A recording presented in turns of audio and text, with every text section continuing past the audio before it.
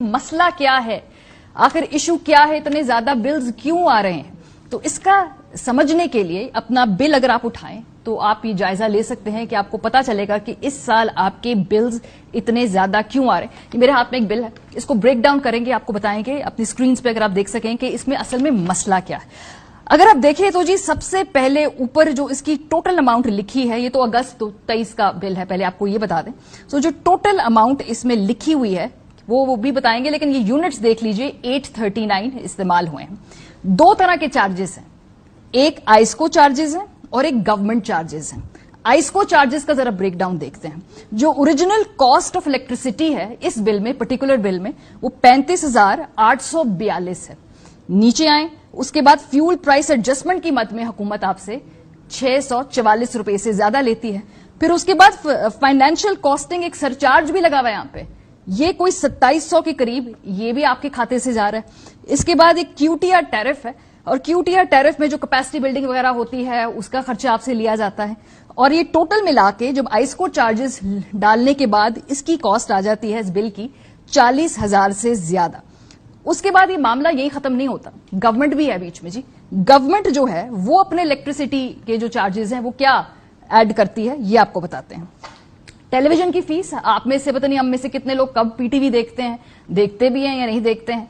कौन state propaganda TV देखना चाहता है जी, लेकिन चलें उसकी भी फीस इन्होंने आपसे ले ली है और 35 रुपए हमें वो फीस देनी पड़ती है।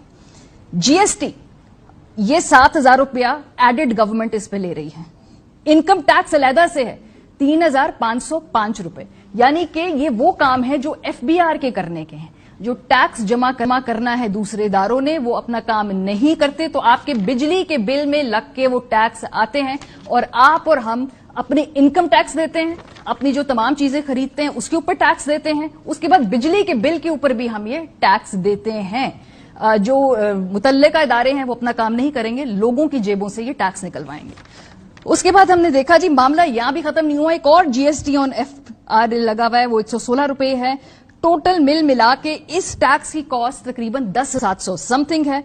फिर उसके बाद हमने देखा कि आउटस्टैंडिंग अमाउंट भी इसमें डाल के तो कुल जो रकम है वो 50,260 से ज्यादा ये बिल आया है। सो ओरिजिनल अमाउंट थी 35,000 और जो टैक्स लगने के बाद ये 50,268 आई।